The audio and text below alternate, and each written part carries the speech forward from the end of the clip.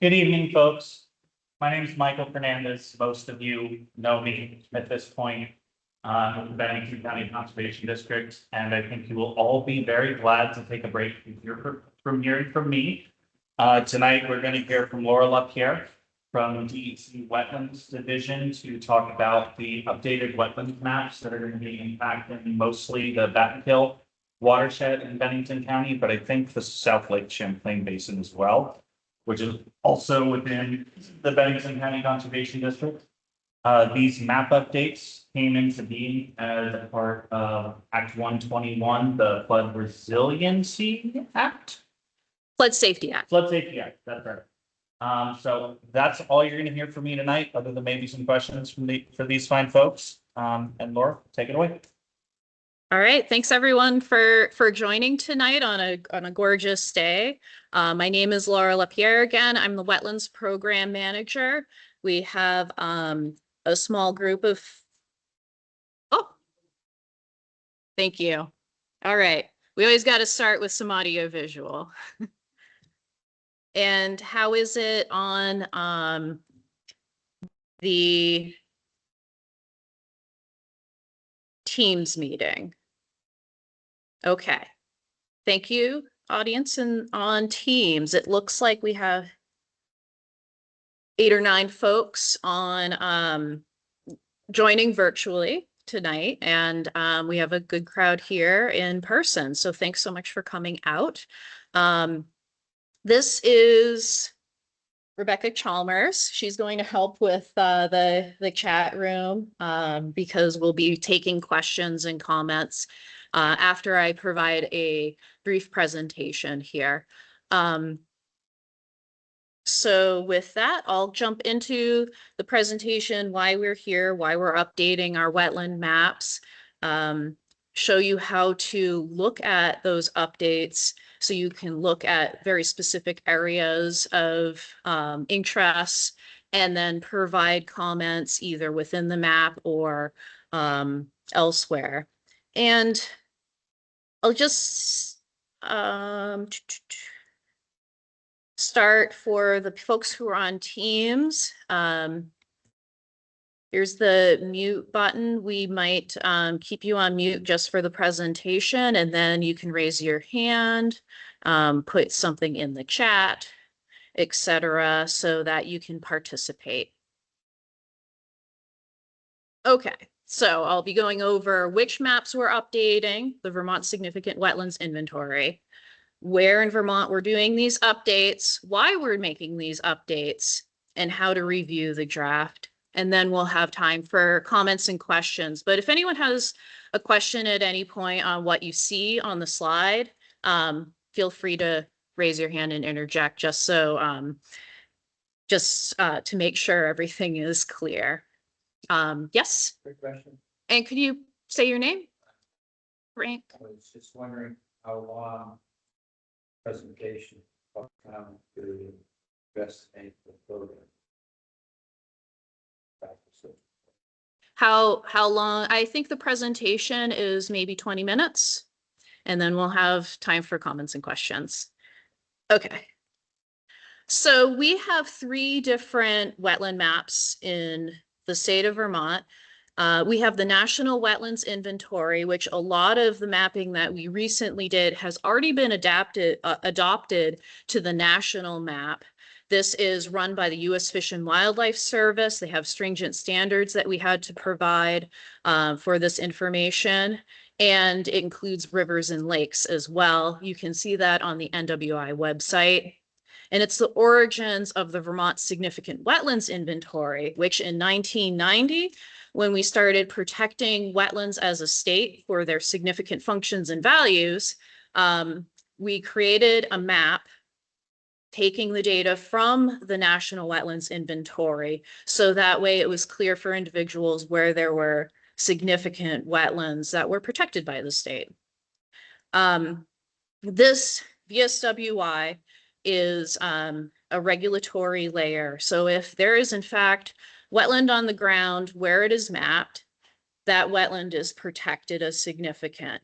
There are ways for people to do a determination through the state wetlands program to determine whether that wetland is significant or not as well. So we can always update and review this mapping going forward after this public comment period as well.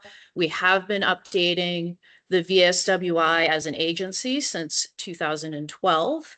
And the Flood Safety Act, Act 121, is specifically requiring us to at least make updates annually and do a statewide update by 2030. The good news is we really want to get this information out to the public so you know where wetlands are.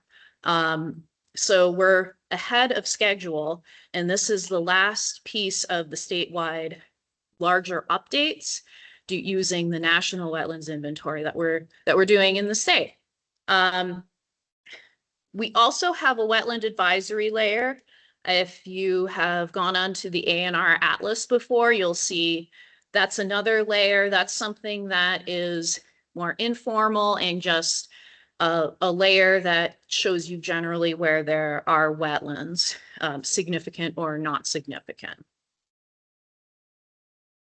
And we're talking about the VSWI today. This is what we're updating and taking comments on. And you can see the 3 maps up here on the slide. The National Wetlands Inventory shows the rivers and some wetlands. The advisory layer shows some wetlands. And the current VSWI did not pick up any wetlands, and that's because it's from older data.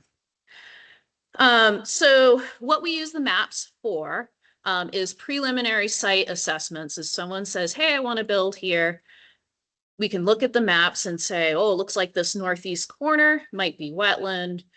Maybe look at the southwest corner for building.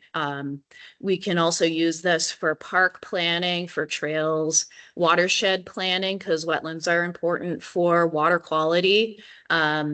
Impact assessments, land appraisals, wildlife surveys, where it's good to go hunting and fishing and wildlife watching.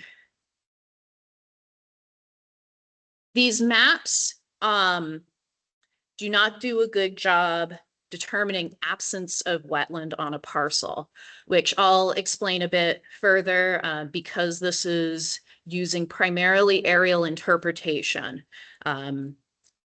This also isn't to the scale that you can know if you are definitively within a Class 2 wetland that's protected where you need a permit. So it's good for early planning, but not for the detailed like site plan construction details. So here is the series of statewide updates that we've been doing. So we started with the Missisquoi River Basin up there in yellow in 2023 using the National Wetlands Inventory work. Then in the green, we updated the Winooski, Otter Creek, Little Otter Creek, Lewis Creek, and the Pike River way up along the Canadian border. And our last update was all of the Connecticut River Basin and the Northern Lake Champlain Basin. And now we're here today down in southern Vermont. We have a scattering of areas to the very far north all the way down here. So we'll be having another meeting tomorrow at 3 o'clock in Morrisville to reach that part of the audience. So here again is a look at the areas that are being updated. So this is why we need to be doing these updates. You can see in this image here that a lot of the areas were last updated. Well, some of them since before internet and email was a big thing. Like it's been a long time. We had people drawing on Mylar sheets, on transparent sheets, looking at aerial paper maps and then those were transcribed to digital later for access online. People use this a lot. And so we really want it to be up to date, using much better technology, including elevational data, color infrared, much more detailed aerial images and such. So that way you know where these wetlands are throughout the state. So the improvements are both increasing wetland ID as well as decreasing area that wasn't wetland. For example, you might have had a wetland identified over a house, just because when someone drew it on Mylar, they sneezed and it moved. We don't want that there, so we've made those corrections. We've refined the boundaries where we know we can see in much better detail where the wetland boundary is likely to be. Some wetlands we hadn't identified at all with the old technology, and now those are completely new additions. As well as there are subtractions, areas that were swimming pools or manure pits. We don't want to include those. Those aren't significant wetlands. We're looking at natural wetland areas, and we want to identify those only. It's really important to state here that these newly mapped areas, these new additions, this isn't creating more regulated wetland. We've had protections for unmapped wetlands since 2010. But we did not have better technology to show you where these wetlands were. So this mapping is identifying wetlands that were currently already on the landscape and protected, but we hadn't identified them before. So this is our mapping tool. I put some of the public notices out back. It's also on the environmental notice bulletin, a link to this, and we can also provide that in the chat. Can you do that, Rebecca? Thanks. Of this interactive tool where you can zoom into your area of interest. So there's a bit of an introduction on here, and the areas in red are the areas that are the wall-to-wall mapping. There's also some updates included in here that are specifically for projects where people sent us their wetland delineations that their consultants mapped the wetland on the ground. And those are added as well. And when you zoom in to those areas outside of the red, you'll see some other additional wetlands that you could comment on. So, yes.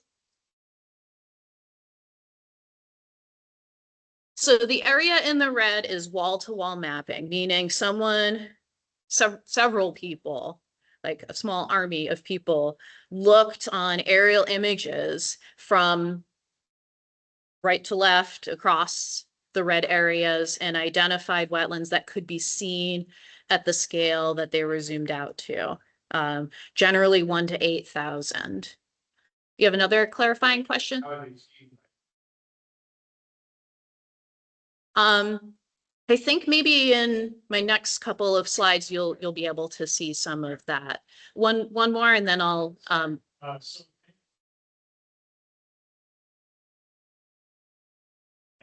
Oh, okay. Does that supersede your imaging? Like if A&R done mapping, I have the map, it seems like they've already done the work. I shouldn't have to then give you the maps too. If there's a conflict in data, if there's a conflict in data, so the question was if you already had mapping completed on your site by a delineator, boots on the ground, using the Army Corps methodology, whatever is wetland on the ground is what's protected. So even with these maps, if you have better data, we go to the better data. Okay. All right. So I'm going to try to zoom through these next few slides and then I can take more questions and come back. Thank you. So here you can pick an address to zoom into your area of interest. Here you can see that there's in teal is the areas that are proposed to be updated. So that's when this update happens, those would be the areas identified as wetland. The black outlines are what's currently mapped. So you can see like there's some wetlands on the edge of the river. So like it might be down in the floodplains. You can see that the vegetation is kind of rough and marshy. And where it shows that like the wetland in the black outline is going up the slope further, that's being removed because it's Vernon Street, not wetland. So zooming in, you can select a polygon from there, type in an address to get closer. When you type in an address, it'll zoom into the focus area. And if you zoom out, only the wetlands within your focus area will be shown. So keep that in mind while you're using this tool, that you'll want to click on the blue bar up there that says clear search location so that it'll show up all of the wetlands. But when you click on an individual wetland, that's the only wetland that highlights. And then you can see more information about it, such as that a university or college drew it, and that the status is pending. You won't be able to click on the black outline wetland areas because we're looking for comments on the blue.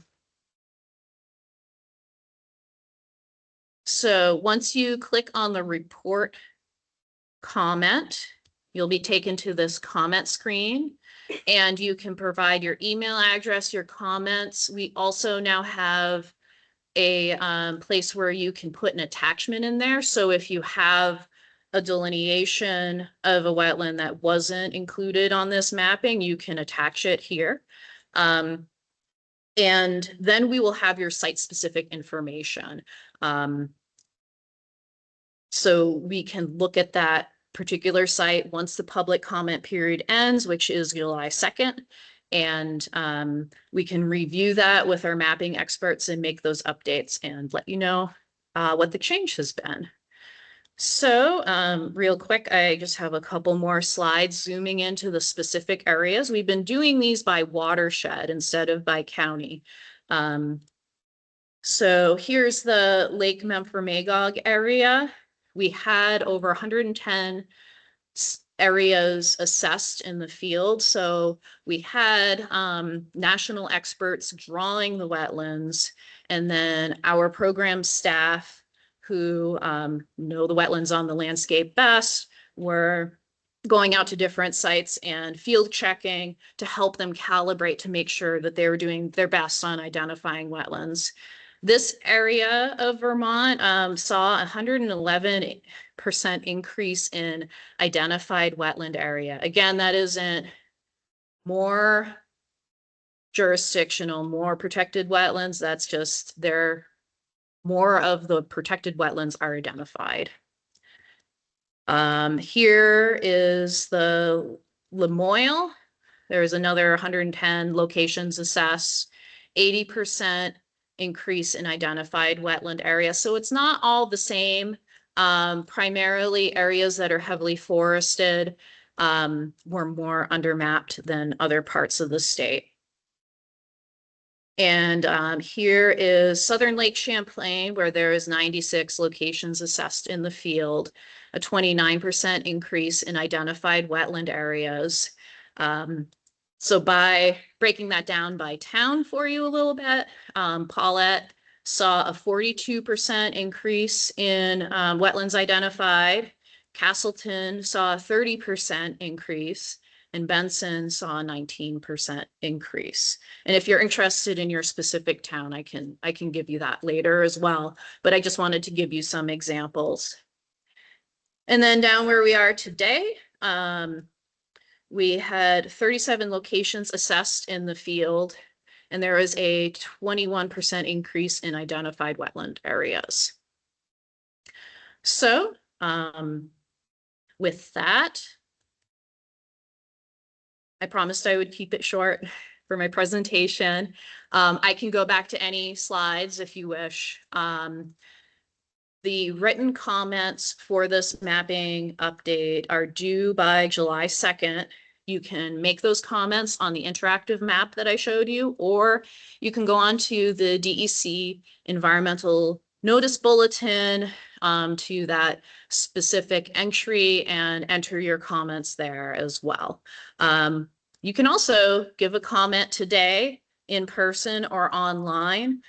So what I'll be doing now is be taking comments. If there's a lot of comments we need to get through, I might give us like a 5-minute cutoff to make sure we can get to everybody. But let's just start with a more open forum, and I'll go starting with the people in the room because you came here today, and I understand that you might have somewhere you need to travel to. So we will also be taking comments in the chat. You can be raising your hand in the chat or typing, and we can read those off as they come. So I see 3 hands, 1, 2, and then 3 in the back. So that the commenters and folks on the meeting chat can hear you. I just ask that you come up to the microphone so that your comments can be heard, and please just give us your name so that we can follow up with you afterwards. I'm going to do my best to respond to comments, but there might be some stuff that I need to research. So I want to make sure that if you can give me your email in the sign up sheet out back, or online, I believe everyone gave their email address, and we can have follow up and go from there. All right, so to start. Oh. Yes. I had 2 parts. Number 1, are vernal pools considered to be wetland protected? Okay. This is new using a microphone for me. Vernal pools are significant wetlands. They're smaller, so they're harder to identify, and they're more likely to be identified now. Besides this effort, we have been working with the Vermont Center for Eco Studies because they have a lot of vernal pool data that they're going to provide to us for a future update as well. So the mapping, you wouldn't be able to click on anything now and comment if it's not already in existence, if it were a vernal pool that wasn't identified as of yet on your mapping, correct? Yeah, correct. So this interactive map, you can only comment on wetlands that are already on the map. So if you have comments of areas that you believe are wetland that you want to have included, you can provide that comment in the environmental notice bulletin. Also, like July 2nd isn't like the end all be all date for updating the maps. We're constantly updating the maps. So if you're not sure where your wetland boundaries are today, that's okay. We can come out into the field and look at it with you. And you can give us a comment at a later date as well. Okay, and would the expansion of beavers along waterways also mean that your maps would change to accommodate new wetlands that are created by wildlife themselves? Yes, if the area, thank you, Frank. If The area is identified in the aerial imagery as wetland, which might be inundated areas that have beaver dams.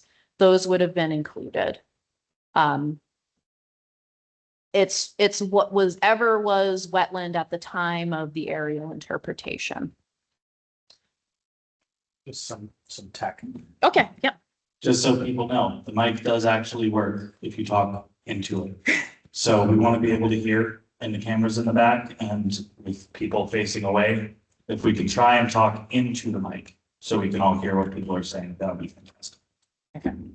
We can all hear you. 'Cause Oh, you're you can? facing- Yeah, Okay. you're facing. Thank you. But the people are facing away. I am not a microphone expert. I can totally be trained. Okay, the next person? Sorry. So, I have a couple of things. Can you state your name? I'm first? Teresa Hammond, and I'm from Bonneville, Winhall. Can everybody hear me without the mic? I think they want to mute the mic so that it's recorded for the Zoom folks. Okay, thank you. So, my question is, how can we be sure that the wetland maps are accurate that you have now? You're saying they're already spelled out what the wetlands are, and that's not going to change, so to speak, or you're just establishing them. They're already established. How can we be sure of that, A? And B, I was curious about the last two slides you showed, where the percentages of the wetlands being identified were quite a bit less than the middle and upper part of the state, and if you had any type of explanation for that. Yeah, Is that good? yes, definitely. Great questions. Everyone has great questions. Thanks so much. So the accuracy of the mapping is only to the scale that it's been looked at. So for an example, this is like a 1x1 square is like 27 acres. So it's not going to be, you won't be able to see the actual wetland line. It's also like quite an art of understanding water loving plants, hydric soils, and hydrology to be able to delineate on the ground. That's why we have wetland consultant experts who do that work. So we are updating this mapping, understanding that it is not precise for site plan level work, but it is leaps and bounds beyond what we used to have. In an earlier slide, which I can go back to, I think what partly the reason is that the southern part has less of an increase in detected wetlands is simply because the National Wetlands Inventory was updated more recently in this area than other parts. So like the Memphremagog, Winooski watershed, that was the 70s and 80s, where I think this area was more like the 2010s. I'll go back to that slide while the next commenter comes up. Yes.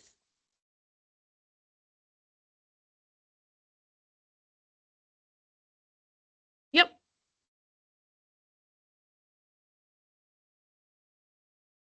Yeah, so like the 2000s. We had another commenter in the room. Come on up. Thanks.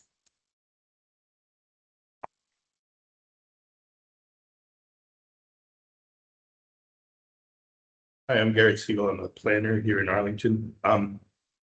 I still don't understand how you can look from the sky and see wetlands, and I'd love a little more information on that. Secondly, I just had looked because I was interested in looking at the map and just hit a place along the bad in Arlington.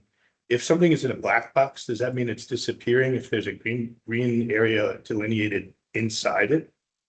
Okay, yeah, great questions. So the green areas are the areas that would be wetland with this update. So if it's a black outline and some of it is green areas, then just the green portion is kept.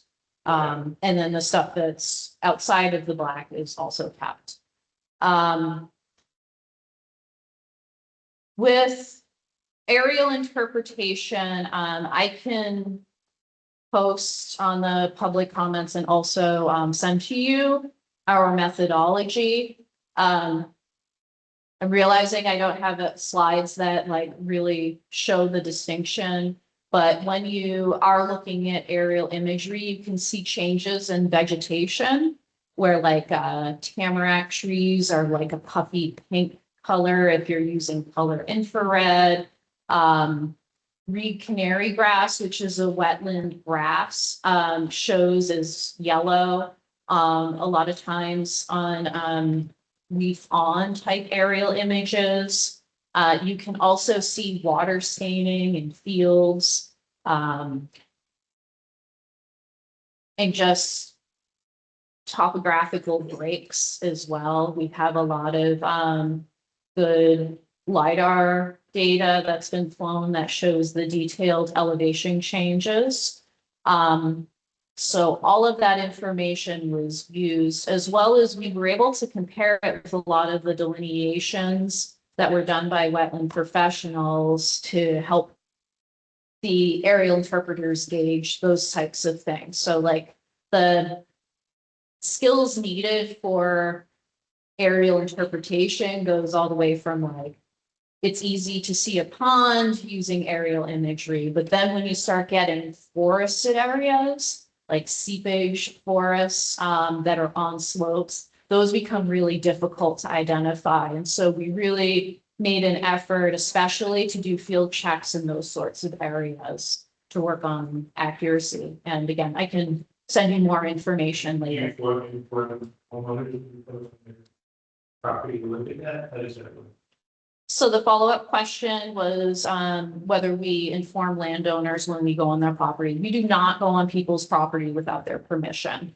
So yeah, so we would have either contacted you. We also can see wetlands from the road sometimes as well. So some of our field checks are like that. Some of our field checks are in the Green Mountain National Forest and other public lands too. All right. Other questions in the room? Okay, 1, 2, 3. Come on up. Okay. See if we can keep Michael happy. Michael Gardner from Shasberry. Is there a mechanism in place, you know, because as you mentioned, wetlands aren't necessarily always wet. You have hydric soils, the presence of other plants, where people can, I don't want to say self-identify, but provide you with potential wetland locations, specifically like seepage wetlands, and things like that. Is there a mechanism? I just happen to be thinking because there's a recent subdivision in Shasberry, which is adjacent to a wetland that's been identified. And I mean, from the road, you can very clearly tell that hydric soil is the presence of even, you know, small fen plants and things. But the town's just, without additional information, the town's just hand out building permits like Tic Tacs.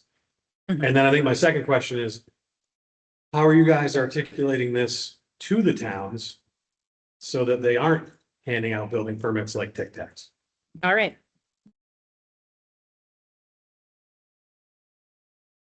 Thank you. I'm realizing I have an audience on the screen here too, so I should stand over here.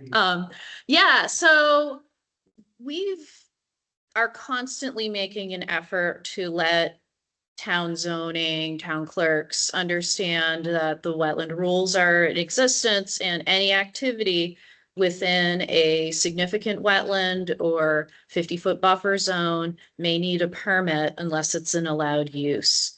So we have some town mailing lists where we've been providing more information recently. We also last year had a media campaign, check for wetlands before you buy or build. We actually got a commercial on TV. That was pretty neat. We'd never done that before.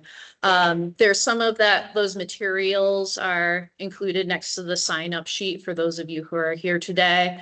And we also have a website that materials direct people to so that they can understand the basics in wetland identification. And maybe that's something you can put in the chat, Rebecca, is the buyer build website. Thanks. And we do have some towns who refer people to us all the time, and we really appreciate that work that people are doing to get to us so that we're able to help folks. We have an online screening tool that you can type in your address and you can see what the probability of wetlands being on that property as like a first brush effort as well. And the towns can be using that when they're looking at building and zoning permits. The second part of your question. Actually, I guess it relates very much to what you just mentioned. Like, is there, and I know technology is not today's greatest strength, mechanism, I mean, if somebody's looking to self-identify and see if a piece of property is a wetland, does that flag the potential piece of property that gets actual boots on the ground? Because, you know, we're seeing roads be pushed in adjacent to identified wetlands, or even doing that also should have been identified, but were not because they're forested, they're seeded wetlands, they don't show up in area data. There really doesn't seem like there's a mechanism in place for somebody that lives in the town of Arlington and town of Shasberry to be like, hey guys, they just put this 25-acre piece up for sale. They did a perk test, said it's buildable, but you have to cross 300 yards of wetlands to get to where it actually occurred. Like there's no like red flag system, yellow flag system. And again, like, I guess the question would be is if someone is searching to self-identify if a piece of property is wetland, does that flag your department to say, well, hell, these people are looking, and this is something that we should also be looking at. You mentioned you can notify the town clerks, but I don't think that's far enough. I think we need to notify the property owners, because the town clerk's job is not to notify the homeowner. You know, there's a discord there. You know, you're telling the town it's a big deal. What are they going to do? Some say, oh, that's great. What am I supposed to do with it? And it wouldn't come across their desk until maybe a zoning permit came through. But as a person that owned that land, I would want to know, and I would think you would want me to know to save us all a lot of time and effort. Yep. So going to both of those comments, that's a little beyond the mapping edits, but that's fine. I can address this briefly that like there is no like townwide mechanism or other state permitting mechanism other than like people just giving really good customer service and telling people to contact the wetlands program to look for wetlands. And we're trying really hard to get the word out so that more people understand this, so that people are looking for wetlands before they start building.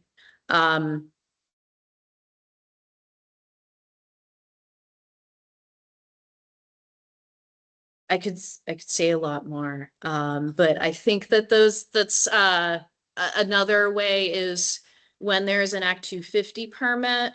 Act 250 has one of their criteria is wetlands, and people need to get their wetlands permits before they can get their Act 250 permits. So that's another means that we get information. Can you think of any others, Rebecca? The wetland screening tool, yeah. That's another place that people can self-identify that there might be wetlands on the site. Michael?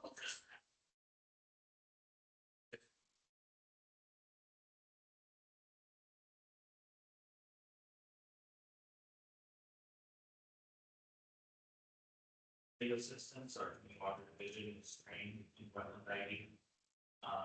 And we work with those of these all the time. It's elevated beyond that, but I've interacted with the towns on wetlands issues in the past stages. They have to reach out to us.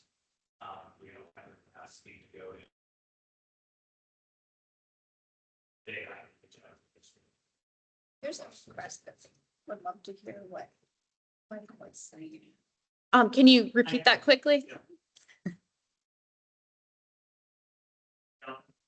I know, I can't shut up. So that is, what Mike is saying is a lot of where conservation districts come in is non-regulatory, non-reporting agencies of the state that were established by voters, usually back in the 40s and 30s.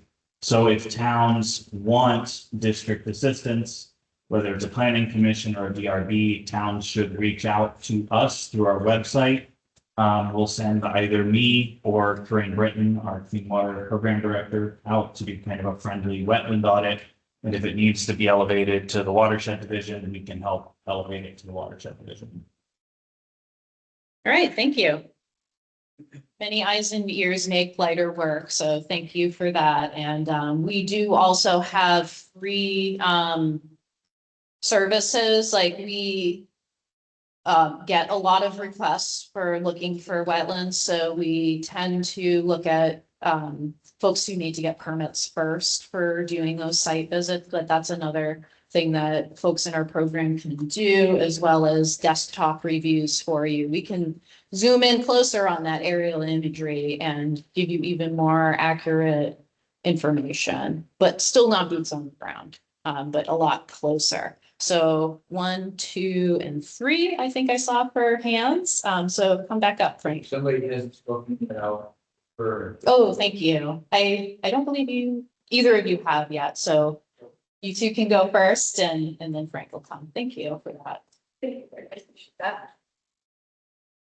Hi, my name is Andrea Amidon. My question is, how are these updated wetland inventories, specifically the wetlands that were there but were not mapped or inventoried yet, how is that going to affect lands with current uses or current permits? I'm thinking specifically of existing septic systems or lands that have a septic system and a permitted replacement septic system. That septic system failed, but now it's in a VSWI regulated wetland. What is the homeowner supposed to do about that? Are they going to need a wetland permit now to replace their septic system or to fix their current septic system? And then kind of a follow-up to that is other lands in use. Like I saw Pollitt had a pretty significant increase in wetlands, and there's a lot of farms in Pollitt. And I think one thing to consider, and I don't know what you can do personally, Laura, I think the consideration is for the farmers and how is this going to impact them and their will it affect their bottom line and the lands that they're allowed to use. So I'd like to hear, what you think about that and farms and septic systems. Perfect. Okay, farms and septic systems. Common questions. So first off, there is an exemption under the wetland rules for areas that are growing food and crop in connection with farming. So if there is a farm field that wasn't mapped wetland and is now mapped wetland and it is in fact wetland when you go there, that doesn't affect the growing of food and crop. It is identifying where there's a wetland that might be significant, that if you wanted to turn that into a subdivision or a barn or a manure pit, you might need a permit. So it's a heads up for the farmer if they're changing hands, changing use of that land. But you can go from corn to field to pasture. All of those things are allowed use or exempt from the wetland rules. Also, the wetland rules has allowed uses, meaning you don't need a permit to maintain existing structures and facilities. So if you have an existing driveway that crosses an area that's wetland, you can continue to maintain that. If you want to expand it significantly, that's something that would need a permit, whether it was on the VSWI maps or not.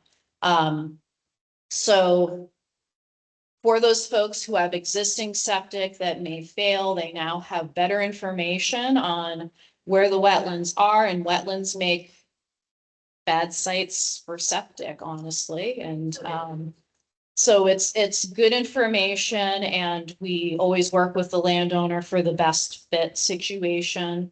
We understand some people have postage stamp lots and that's all they have, and we work with them in those cases. Thank you.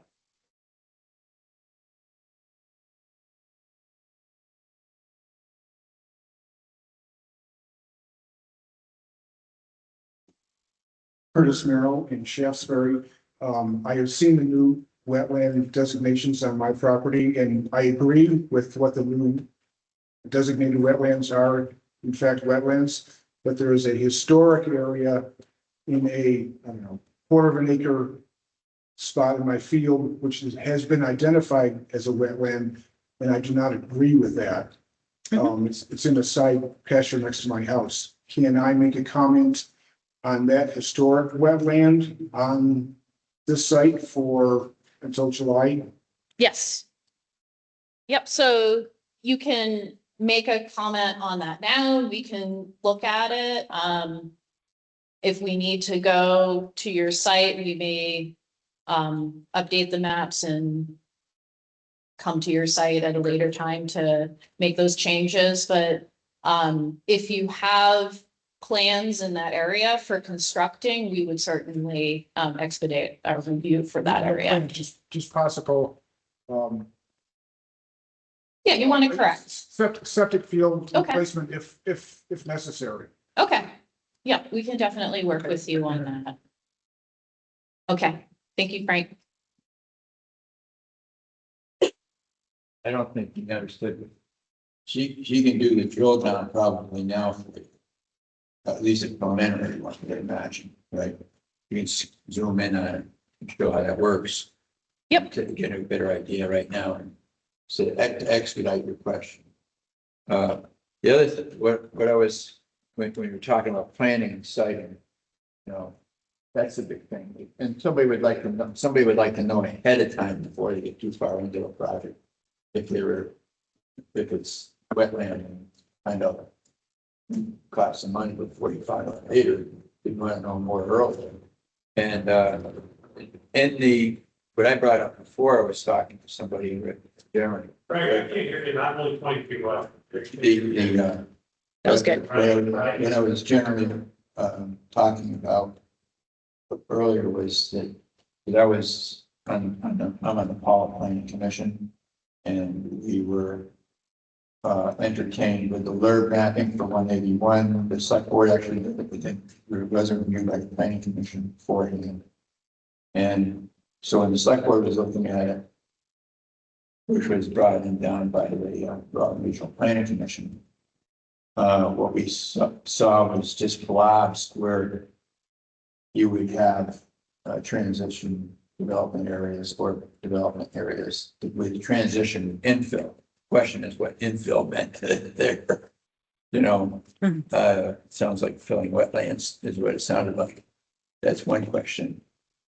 I'll On the LURB mapping. Yeah, I'll have to give the disclaimer that I should have given before, is I am no expert in the Act 181 and LURB mapping. Like I'm aware of it and I know that it's changing. And I can take your question and see if I can find a better answer for you later. But I don't want to misspeak on that because I'm not well versed in it.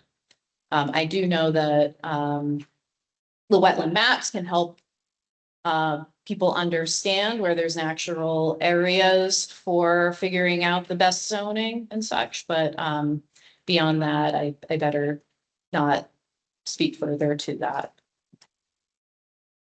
Because as your 181 thing was, and why the questions pop up is that basically it was trying to skirt around a vigorous Act 250 review. And I was wondering also if even with, it's a planning map, it's not a zoning map, this sort of mapping. It's just a general thing, but somebody looking at the general thing might get an idea and get into it. And what they can do. And I was insisting multiple times, at least 4 times with the Regional Planning Commission, that they needed to get an overlay of at least the wetlands on the different developable colors for LERB Mhm. for the Act 250 exemption and the higher densities that they're looking for Mhm. for development. And so without the wetland data there, you couldn't really comment accurately on whether or not it was good or not, or adequate for development. Some of the map I saw had wetland on it, but it didn't have the overlay. So, but Rutland Regional, according to the Devin, he said basically that weeks before, but the mapping guy told me, because I'm also on another thing with them. He said the mapping was ready to do an overlay with the wetlands.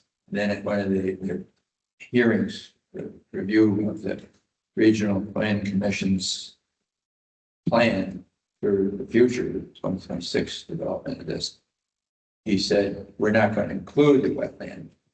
So it was being withheld before final time of the comment period, which I thought was interesting. And so that would be something that would be probably better for everybody in the room if it's clarity that it's the overlays for every map available in the state for existing wetlands, and the real-time thing is you're making the changes that those would also show up digitally. Mhm. With IT working on making sure that works. And because that can affect a town's or a developer of when you're talking about putting in a bunch of amount of densities there. Someone's just looking at it on vacation.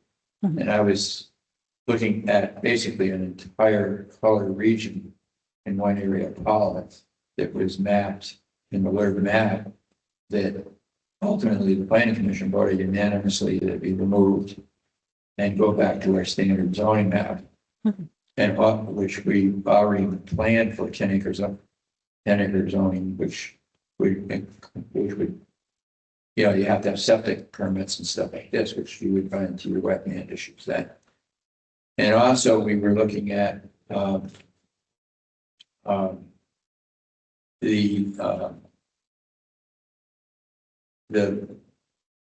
LERB mapping that was incorrect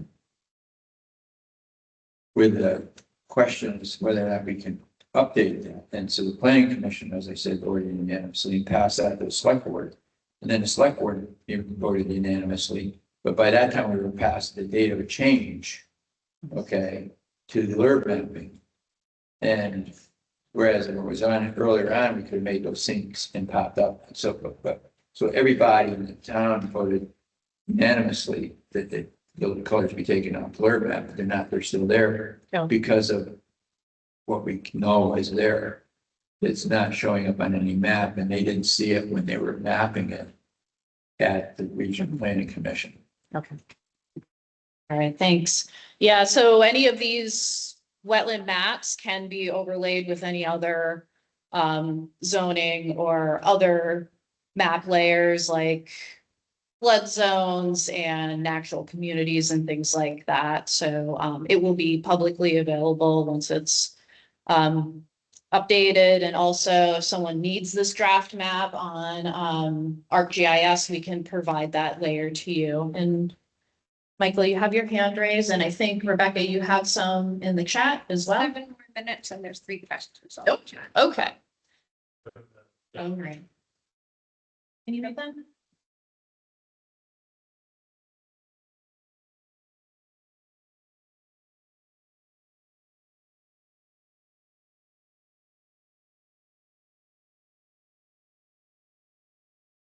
Oh, looks like we have some hands raised. Scrolling up to get Rhonda's question. Rhonda asks, what is the different permit requirements for class 1 versus class 2 wetlands? So impacts within class 1 wetlands can only get an individual permit if you have a compelling need for public health or safety, because those are our most unique and valuable wetlands in the state. And there's only a handful of them that are protected as class 1. Class 2 wetlands can potentially receive can have coverage under a general permit if you have a small amount of impacts. And if there's more impacts, you need to go into the individual permit realm. Thank you. Stephanie Mack asks, were residents and landowners notified for any redesignation? And were the potential changes brought to a town meeting vote?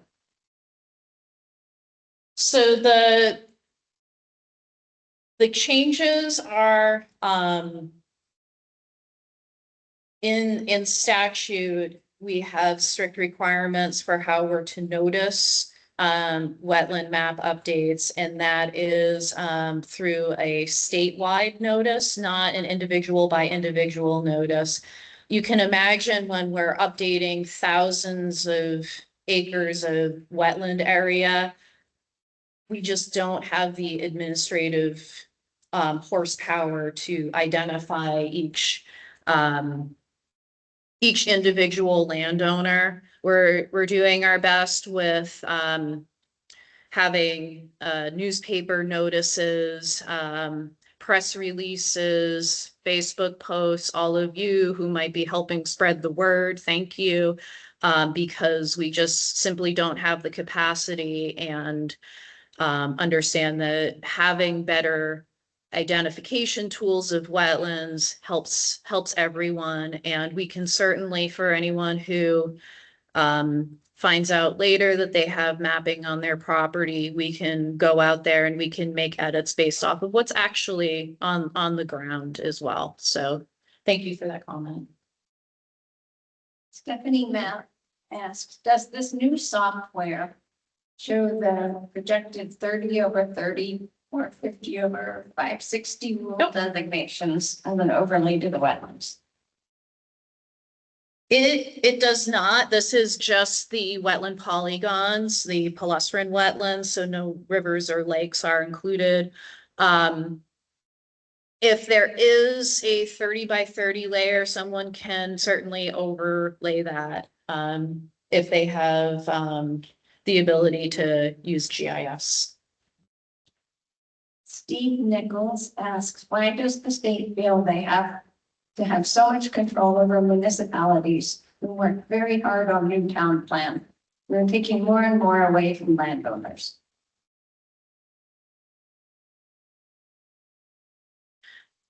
So we're here to implement the Vermont wetland rules that have been in place since 1990. And we're working on improving the identification of areas that have been protected since at least 2010, when the rules were changed to include unmapped wetlands that are still significant. So I don't see this as a change in the jurisdiction and less ability to use the land. It's an informational tool that makes people more aware of where these sensitive resources are. And we have permitting for when somebody needs to do an activity in a wetland, where we pair the project need with the sensitivity and significant functions and values of a wetland together to make sure the project doesn't cause undue adverse impact to those wetland areas. So our program is intended to be thorough so people can use their land while also remaining protections for these resources. And where there is adverse impact, we have compensation where wetlands might be restored elsewhere on the landscape. Are there more? No? Okay, I think I saw two hands, Michael, and person behind. All right, thank you.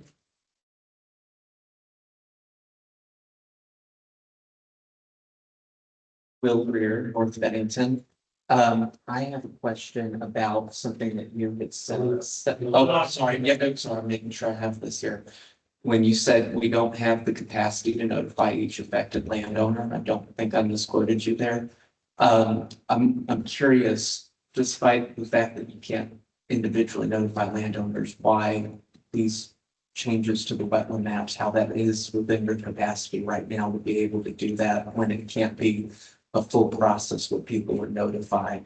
But my other question was that you had mentioned a minute ago that if someone has an existing infrastructure, an existing housing unit, or I don't know exactly what the classifications are for that, that wouldn't be impacted.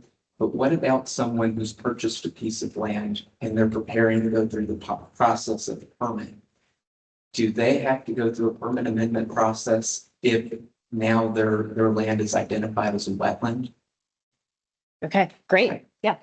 Yeah, so if someone has an existing permit, the delineation for that permit stands while the permit is still active. We have a 5-year period where they can construct, and they can get an extension for up to 10 years where we're looking at the delineation. A lot of this work was created by contractors. So we had national experts from University of St. Mary's in Minnesota.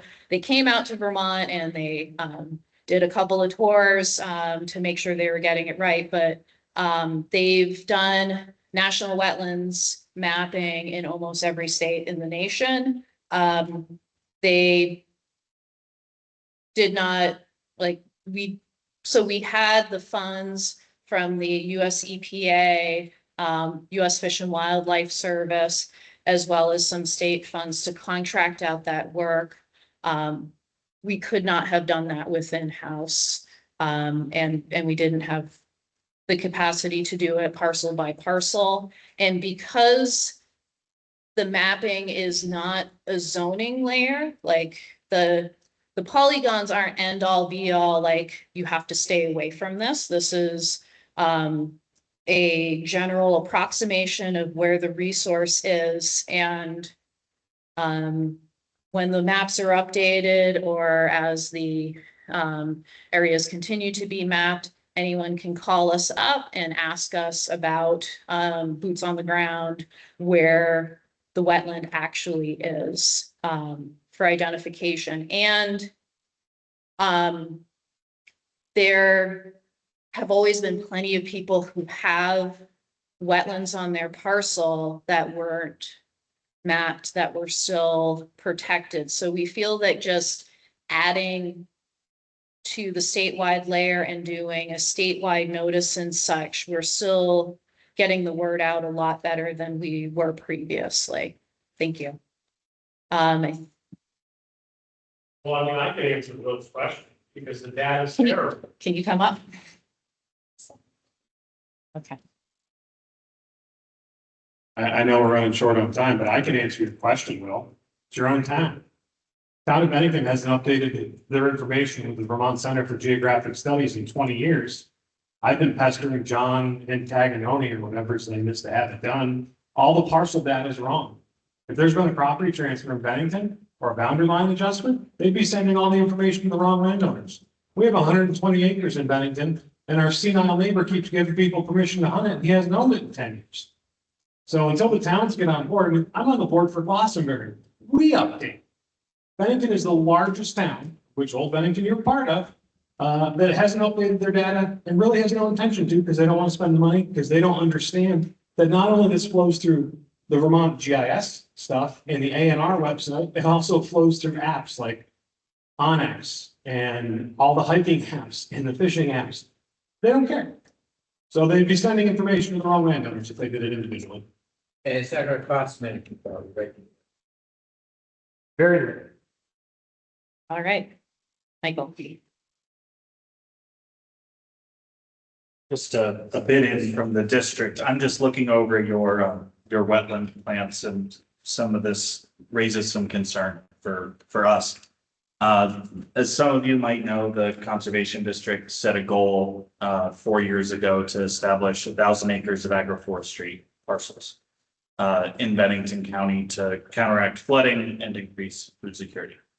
A lot of the plants on this list are plants that we use in tree-based fodder systems, as well as various other forms of restoration agroecology.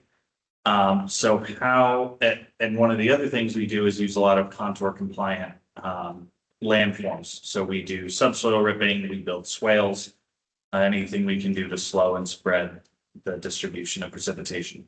So how can we be making sure that DEC is aware of the work that we're doing so that we aren't creating future problems for landowners as we're creating things that look a lot like natural wetlands on a map, but that are in fact anthropogenic creations of intentional applied restoration ecology that could, under the wetland rules, negatively impact either the parcel owner themselves or through overshadowing with the shifts in the hydrology, impacting their neighbors.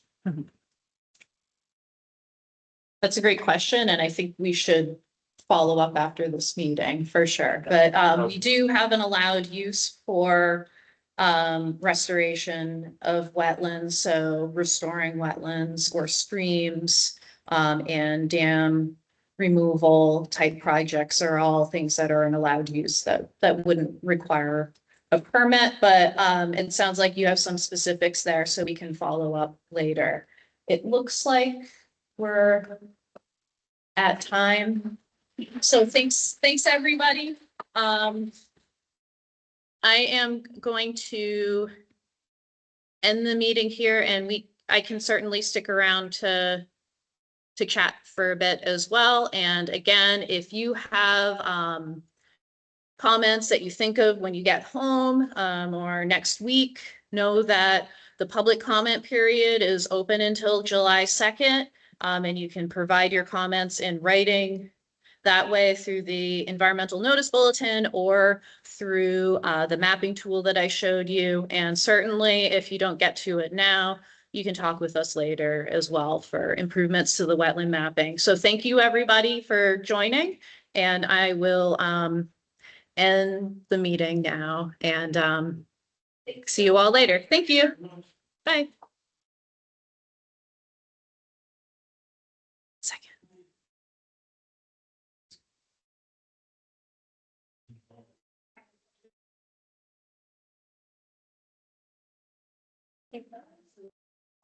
One, I wanted to know if you could summarize comments and meeting notes to Sure.